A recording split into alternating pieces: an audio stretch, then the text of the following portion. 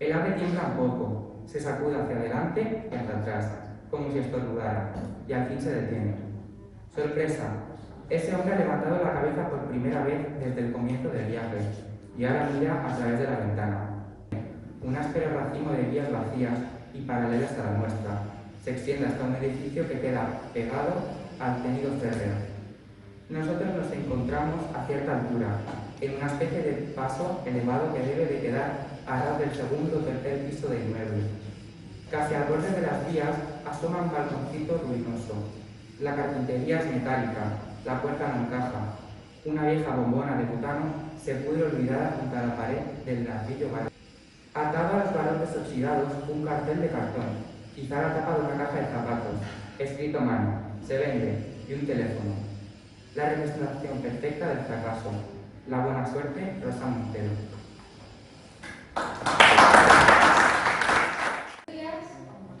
Hoy vamos a celebrar el San Jordi un poquito atrasado, estamos a 26 de abril, pero bueno, como nos cayó el fin de semana, pues lo celebramos ahora. Y lo vamos a celebrar con una mesa redonda sobre la obra La buena suerte de Rosa Montero. Como periodista empieza ya en Pueblo, de los periódicos iniciales de la transición española, y en Fotogramas. Pero ella lleva desde los 80, si no recuerdo mal, desde el 83, como periodista exclusiva del País.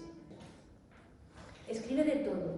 Escribe novela sentimental, escribe novela histórica, escribe novela testimonial, escribe novela de ciencia ficción. Justo antes de la pandemia publica este libro, La buena suerte.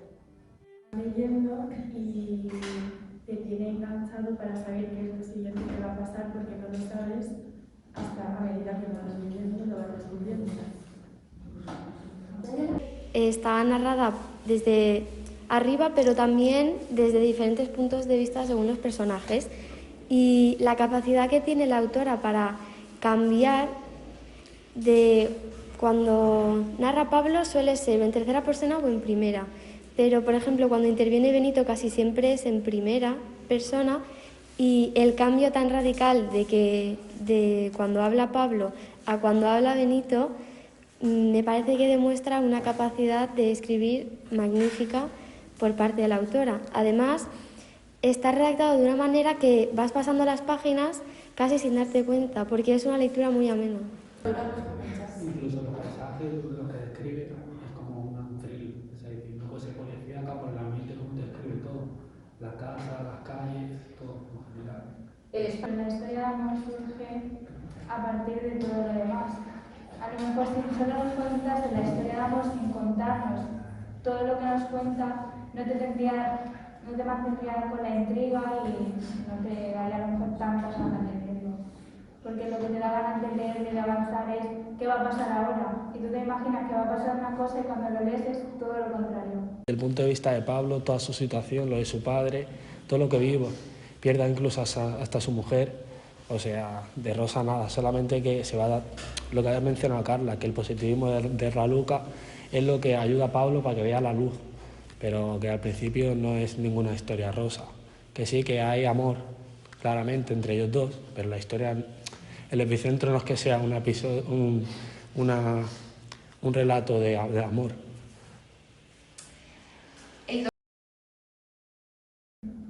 Benito, que es Benito. uno de los personajes que aparecen en esta historia, la gran mayoría de sus intervenciones a lo largo del libro son en forma de diálogo interior que está hablando con él mismo. De hecho, creo que, no sé si va a tener una intervención en forma de diálogo con Raluca, y al principio de la historia también con el ex vendedor de la casa, con Pablo. Pero que yo recuerde, lo demás es todo en forma de monólogo. Sí. Hay uno de Pablo, que Pablo interviene muchas veces, yo supongo que con un monólogo interior, y está como pensando en la supervivencia. Dice cómo sobrevivir a tal, y en cada parte que se corresponde con lo que está sucediendo se le puede encontrar una relación.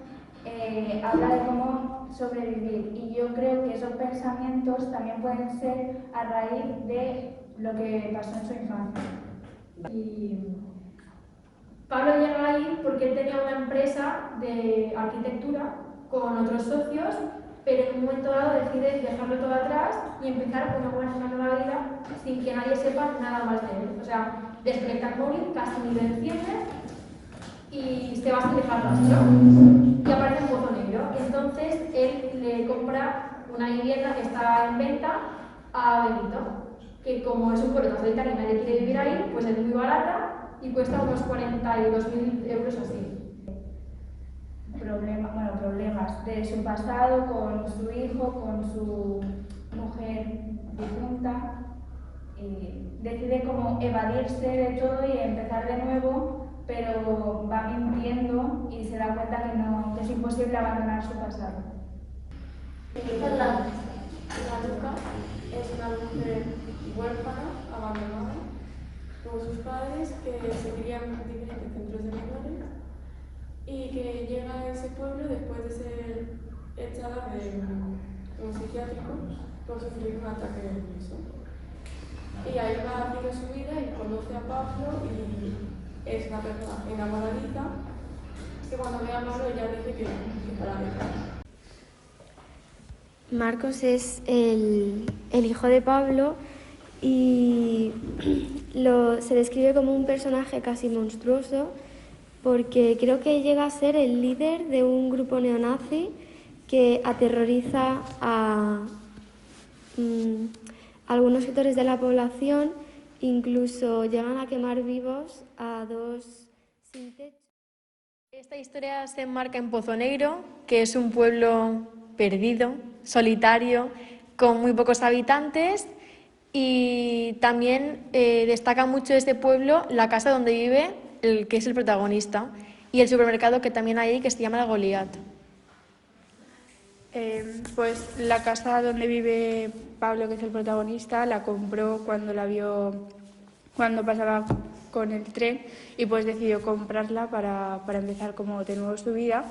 Y esa casa, lo que destaca de ella cuando la describe es que la describe como un lugar que ha estado mucho tiempo cerrado, ¿no? Pues la sociedad que se acumula, y sobre todo cuando describe la cocina es como que da como mucha cosa. Iba a hablar de los habitantes, iba a decir que hay muy pocos habitantes y de los pocos que hay son procedentes de trabajar en la mina, como por ejemplo su vecino Felipe, y bueno, destaca que solo sale una chica joven y lo demás son personas mayores y no se habla mucho de los habitantes. Y bueno, no es un sitio real. Dice Rosa Montero al final del libro que se parece a otro pueblo, pero que no quiere hacer referencia a ese pueblo, no quiere hacer que la historia, la gente de ese pueblo se sienta identificada. Entonces, no es un pueblo real. Yo creo que es esas típicas ciudades que se construyen, porque claro, ese sitio siempre ha estado ligado a la mina que tenía al lado, ¿no? Es como que se construye pues esas ciudades tipo dormitorio que derivan de lo de la mina. Está enmarcada en la actualidad, podría haber pasado hace un par de años o ahora mismo. Aparecían móviles de ahora y ordenadores de ahora que además lo de Renfe, que sí que está enmarcada en la actualidad. Salen fragmentos de canciones de Rosalía, ¿no? Pues que han salido, hace poco, ahora un par de años, que las cantaba Raluca. Pablo no sabe hablar tagalo. ¿Qué significa eso? Eso hace referencia a que Pablo en su infancia careció de amor por parte de sus padres. Bueno, su madre se fue y le crió su padre. Fue una infancia abusiva, cosa que le dejó huella, le marcó. Y con tagalo hace referencia a que no, es un idioma y él dice que no sabe hablar el idioma del amor. porque no recibió amor y como no lo aprendió en la infancia, en su relación con Clara, aunque los dos se quieren mucho, no sabe cómo quererla. A ver, yo creo que las personas nacen buenas, pero algunas se hacen malas.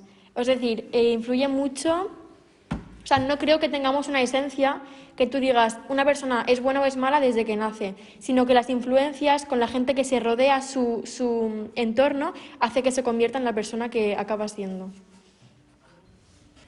Él tiene un hijo que se llama Marcos Soto. El hijo decidió quitarse su apellido porque él se llama Pablo Hernández y se puso el de su madre.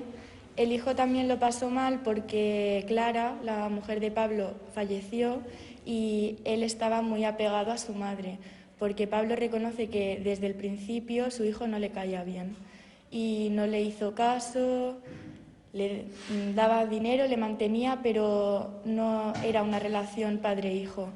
Entonces el niño también desde pequeño dio como indicios de que era malo, por así decirlo. Dice Pablo que a los 13 años le pilló torturando a un perro y le tuvieron que amputar una pierna.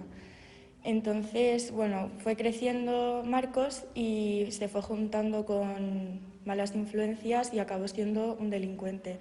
Por lo que Pablo se siente en parte responsable por lo que ha ocurrido con su hijo, en lo que se ha convertido. Yo pienso que es un poco una mezcla de las dos cosas, porque sí que es verdad que de pequeño empezó a mostrar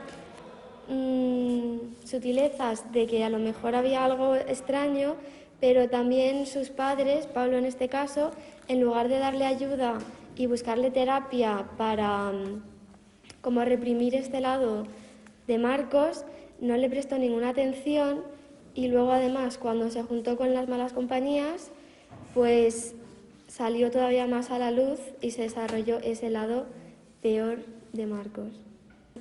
Felipe es el vecino del bloque de edificios donde vive Pablo y donde vive también Raluca. Y bueno, es un hombre, un anciano de 84 años que vive atado a una bombona de oxígeno y está en ese pueblo porque él se había dedicado siempre al trabajo de las minas. Raluca cuida siempre de Felipe, es como su nieta, porque Felipe, por lo que parece en el libro, no tiene familia. Y bueno, y Felipe está enamorado de Raluca en el sentido de que es una nieta ideal. Al final del libro pone que lo de Pozo Negro que es una ciudad inventada y también menciona que todas las historias que cuenta son reales. Como estuvo en el periódico, como en El País, me imaginaba que era por eso, que eran historias reales sacadas de ahí y lo incluyó ahí. Que tienen hijos y uno de los casos, como tú has dicho, son muchos niños, son como 13 y dicen que la mayor tenía casi 30 años y nunca había salido de su casa, que los castigaban sin comida, incluso el padre llegó a violar a sus hijas y a los niños y no sé, como leías eso y te acababas sintiendo mal, se te revolvía todo por dentro. Era bastante desagradable de leer. Pablo fue un joven que estuvo maltratado por su padre y era alcohólico y hubo momentos en los que cuenta en el relato que se escondía bajo la cama para intentar dormir tranquilo y aún así lo sacaba de ahí y le golpeaba. Y después cuando estaba sobrio se disculpaba con él. Pero aún así yo creo que es por eso que después con su hijo como que no supo tratarlo. Como vivió una situación de pequeño muy incómoda, muy difícil, después no supo después cómo educar a su hijo para que no saliese tan mal. A mí una de las cosas que más me sorprendió de la obra fue cómo va poniendo todos los casos reales aposta según la situación de lo que está viviendo el protagonista. Y cómo al final enlaza todos esos casos reales, que todos son de familias, para decir la falsa realidad que tenemos con que todas las familias se tienen que llevar bien, como la relación de padres, madres, hijos tiene que ser buena cuando no tiene por qué ser así.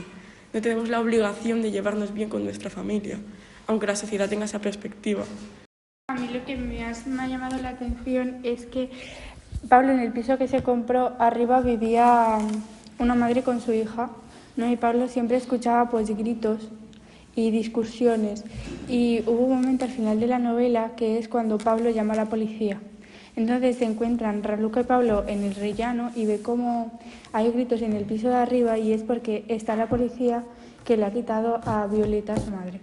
Entonces es como que Pablo se vio identificado en esa situación y en vez de mirar para otro lado, es como que intervino y como que le dio a esa niña un mejor futuro, ¿no? Porque sabía que con su madre pues lo estaba pasando muy mal. Yo lo que he interpretado del libro es que dice que la buena suerte uno la busca. Como hemos visto en los dos protagonistas, Pablo y Raluca, ambos han pasado una infancia muy dura, la vida en general, porque Raluca también tuvo una muy mala relación amorosa con un hombre del pueblo que se llama Moca y perdió su ojo en un accidente de coche con él. Bueno, que aunque los dos lo han pasado mal, al final la historia ha tenido un final feliz y en parte Raluca le ha contagiado esa vitalidad, esa alegría a Pablo y aunque lo han pasado mal, básicamente la suerte se va buscando y es tu actitud y cómo te enfrentas a las cosas. El libro también dice que aunque es en un abanico de posibilidad muy pequeño, tú puedes elegir hacia dónde guiar tu vida. Entonces, según tus decisiones, la suerte se busca. ¿Hay mala suerte, Carla? No, pero también es sorprendente ver cómo la perspectiva de cada personaje hace que tú puedas ver si hay suerte o no. Raluca, dentro de todas las situaciones malas, decía, no, pero yo aún así he tenido muy buena suerte. He tenido muy buena suerte porque, tuve un accidente de coche, perdí el ojo, pero me desmayé, no sentí nada. Es una situación horrible, pero ella dice que tuvo buena suerte. En cambio, el otro, con sus situaciones, siempre le buscó el lado más negativo. Nunca vio la parte buena, sino que él se centraba en lo malo, ella se centraba en lo bueno. Y es bonito ver cómo al final, como dice Cris, ese positivismo le transmitió también a Pablo. Entonces, más que buscar buena o mala suerte es, tú mira si hay una parte buena o una parte mala y decide con cuál te vas a quedar. La belleza cura lo podemos ver a lo largo de la obra, sobre todo en dos situaciones. Que la primera sería que a Pablo todo lo que tiene que ver con el orden, porque es un maniático del orden, todo lo que tiene que ver con las formas, el orden, los colores, pues eso a él le hace sentir bien. Por ejemplo, hay un momento de la obra en el que él se va a trabajar al Goliat y dice que a él le reconforta ver los yogures, que es algo muy simple, cómo están ordenados por gamas de colores. Además también de este caso tenemos el de Raluca, que Raluca desde pequeña ha estado dibujando caballos porque a ella pues eso le hace sentir bien, ya que un caballo es como un animal libre. Y eso de alguna manera ve cómo el arte, la limpieza, los colores, a ellos les hace sentir bien y tranquilos. Me hubiera gustado, y es que he notado como que han quedado hilos sueltos. Me hubiera gustado saber qué pasaba al final con Marcos, porque pillaron a sus compañeros pero él se dio a la fuga, o con la chica gótica del pueblo, que se le veía a una niña joven, adolescente, como inanimada, muy oscura, cabizbaja. No es el centro de la historia, pero me hubiera gustado saber qué pasaba. A mí lo que más me ha gustado ha sido Raluca. O sea, a mí ese personaje me ha enamorado porque su manera de ver las cosas, su positividad, todo. En general, a mí ese personaje ha sido lo que más me ha llamado la atención. Quien quiera estar contento, que lo esté. Del mañana no hay certeza. Carpe diem. Muchas gracias.